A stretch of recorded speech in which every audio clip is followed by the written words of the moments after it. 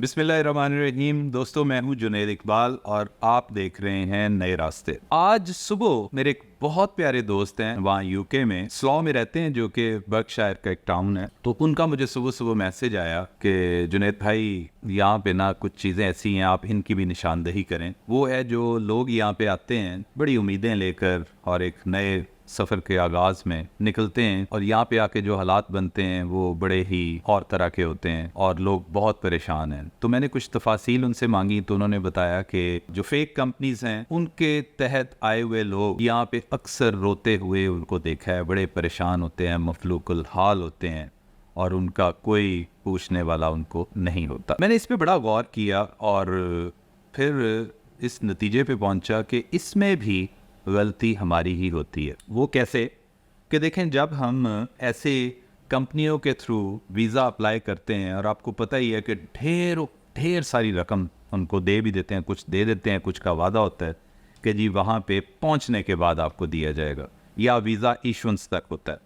अब कंपनीज होती फेक हैं, लेकिन बहरहाल उनका एक सेटअप होता है, उन्होंने मैनूवरिंग की होती है, और आम कोई वीज़ा निकलवा लेना कोई इतना मुश्किल काम भी नहीं होता। लेकिन उस वीज़े की टर्म्स एंड कंडीशंस की वैलिडिटी इनफैक्ट एज सच नहीं होती, कि चूँकि होती वो इलीगल कंपनीज़ हैं। बंदा वहाँ पे चला गया बहुत सारे पैसे लगा के, तो वहाँ ये कंपनीज़ बंद हो जाती हैं, सफ़ाए हस्ती से मिट जाती हैं। अब जब कंपनी बंद हुई, जिसके वीज़े पे बंदा आया, तो बंदा तो इलीगल हो गया, और उसके बाद फिर क्या करता है, चारों नाचार उसको एक नया स्पॉन्सर ढूंढना पड़ता है, जो कि एक बड़ा ही कम्बरसम टास्क है। अच्छा, ये जो मैं तो समझता हूँ ये गैर कानूनी आमद है ना उन लोगों की, मतलब गैर कानूनी तरीके से आए कि उन्होंने ना आओ देखा ना ताओ, कुछ इन्फॉर्मेशन लिए बगैर बस जनाब झट से अप्लाई कर दो। और फ्रस्ट्रेशन इतनी है, बेरोज़गारी और दीगर भी, पॉवर्टी, पता नहीं क्या क्या चीज़ें हैं कि लोग कहते हैं, लोग समझते हैं कि जी बाहर पता नहीं क्या कुछ होगा। कहते हैं ना, दूर के ढोल सुहाने, लेकिन बाहर जब बंदा जाता है तो मैं खुद रहा हूँ, मुझे पता है कि किस भाव बिकती है, कितना कुछ करना पड़ता है, कितने गिरेबां चाक होते हैं, फिर जाके कहीं सुबह रोशन होती है, फिर वो कहते हैं ना फसले बहार आती है, लेकिन उससे पहले बहुत कुछ करना पड़ता है। यहाँ सूरत हाल थोड़ी सी इस तरह भी मुश्किल है कि चलो आ ही गए, आए भी ऑलमोस्ट इलीगल तरीके से, मैं समझता हूँ। और इसमें मैं नहीं कहता कि जो एप्लीकेंट है उसका कोई कसूर है, कि उसको तो जनाब इस जाल में फंसा दिया गया just for the sake of making money, और उसको बिल्कुल इस बात का इल्म नहीं होता जब लोग यहाँ से जा रहे होते हैं नए ख्वाब लेकर और अपने ख्वाबों की तितलियों के पीछे भागते हुए। ज़रूरतें भी होती हैं, बहुत कुछ होता है, और अगर बगौर देखा जाए तो बड़ी दुख भरी दास्तानें हैं जो रकम होती हैं। डोंकी लगाते हैं लोग, उसमें जनाब कई हलाक भी हो जाते हैं, पकड़े जाते हैं, पता नहीं क्या क्या कुछ वो इन पे बीतती है। अच्छा, दूसरा मुझे अशफाक भाई ने एक और बात बताई कि यहाँ भी हालात को इतने अच्छे नहीं हैं। जो रेंटल्स हैं वो कहीं होते थे जब कुछ देर पहले तक, अगर 1000-1500 है तो वो जनाब 2000-2500 तक चले गए हैं। और 2500 2 बेडरूम 3 बेडरूम का हाउस अगर किसी को चाहिए तो फैमिली के साथ भी तो लोग शिफ्ट होते हैं, मूव करते हैं। अब 2500 रेंट जिसने देना है, उसकी सैलरी कम से कम कोई 32 से 35 हज़ार सालाना होगी, तो वो, ये पाउंड्स की बात कर लूँ, तो वो अफोर्ड कर पाएगा। अदरवाइज़ तो फिर ऐसे ही है कि उसने ऑड से ऑड जॉब्स भी करेगा, इलीगल तरीके से आगे पीछे, वॉटेवर जो भी होता है। हल इसका क्या है, इस पे हम एक तफसीली गुफ्तगू भी करेंगे इंशाल्लाह, कुछ और मज़ीद दोस्तों से मशवरा करके, उनसे इसकी R&D करके, तो फिर आपकी खिदमत में आएंगे। लेकिन इसका फौरी हल ये है कि बंदा जब वीज़ा अप्लाई करता है तो उसको सबसे पहले तो वर्क परमिट पर तवज्जो देनी चाहिए कि उस वीज़े की जो वर्क परमिट है उसकी सैंक्टिटी कितनी है।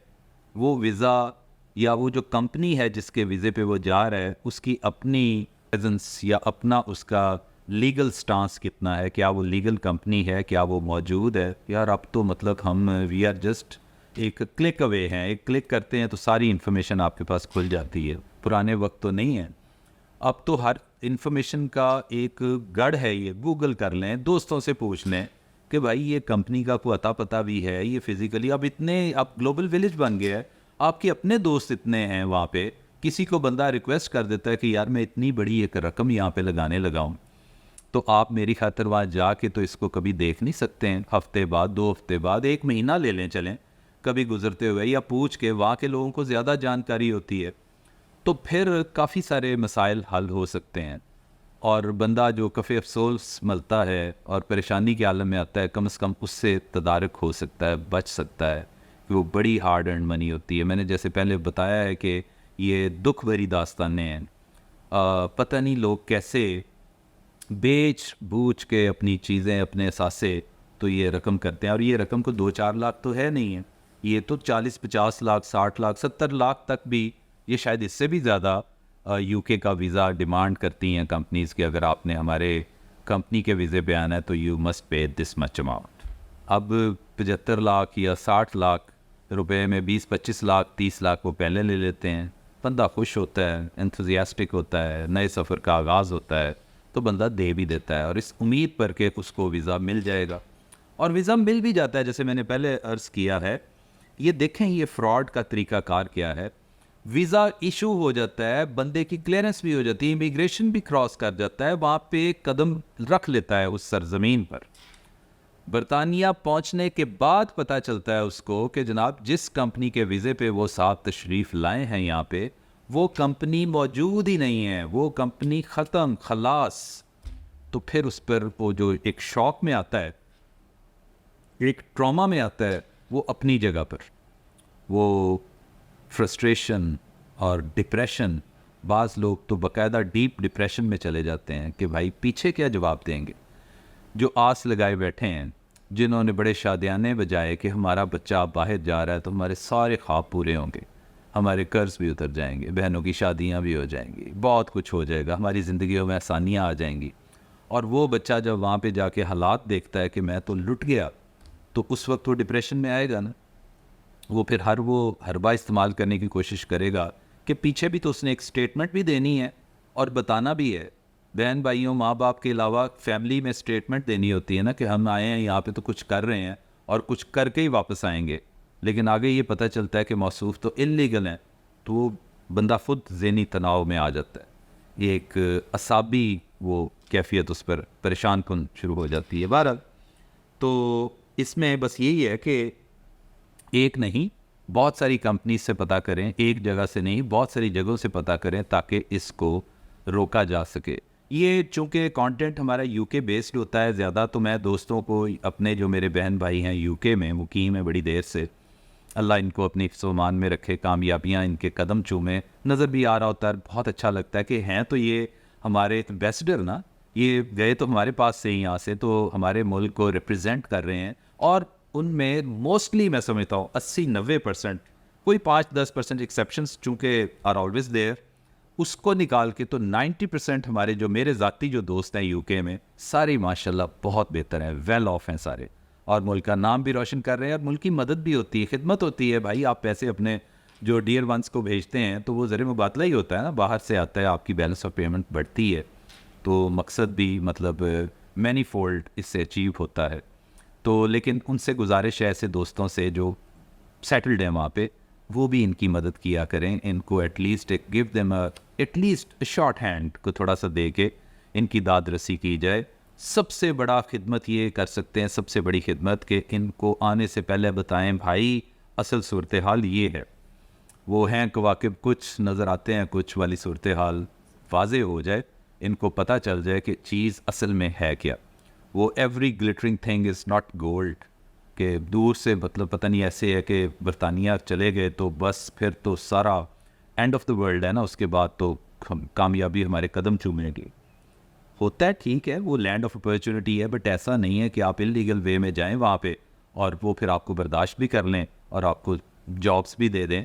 वो देते हैं लेकिन देखभाल के, आपके मयार के मुताबिक, आपके कद के मुताबिक, आपकी लीगल पोजीशन के मुताबिक। So you have to guard yourself, you have to watch your steps before entering that world. Pakistan नहीं है, या काफ़ी हद तक लॉलेसनेस चलती है, वहाँ ऐसा कुछ भी नहीं है। आप ना सिर्फ अपने मुल्क का नाम बदनाम करते हैं, अपने और अपने पीछे जो छोड़ के आते हैं उनके लिए भी मुश्किलात पैदा करते हैं। सो प्लीज़ देखभाल के, क्योंकि दिल दुखता है बहरहाल, ये ऐसी खबरें सुनने के बाद। तो आखिर में अगेन इशफाक भाई आपका बहुत बहुत शुक्रिया। आपने खिदमत खल्क के जज्बे के तहत मुझे ये कहा कि जनाब इस पर ज़रूर करें, और यूके के भाइयों को कहूँगा जैसे पहले कहा है कि वो भी अपना इसमें रोल प्ले करें और हमें बताया करें, ताहे बगाहे वहाँ पे जो आने वाली मुश्किलात हैं, जो प्रॉब्लम्स हैं, उनकी जो एक अभी सोशो इकनॉमिक सेटअप है यूके का, कि उनको दोस्तों को यहाँ से हम क्या मशवरा दें कि जी जाएं वहाँ पे, या अगर जाएं तो कुछ स्किल्स, कोई एजुकेशन लेकर जाएं, कुछ वहाँ से हासिल कर लें, बिल्कुल ही रॉ हैंड ना जाएं। और सबसे बढ़कर ये जो पहले भी कहा है कि बेसरो सामानी के आलम में ना जाएं। You have to guard yourself, you have to furnish yourself with all the information, ताकि वहाँ पे आप मार ना खा सकें। आपका बहुत बहुत शुक्रिया।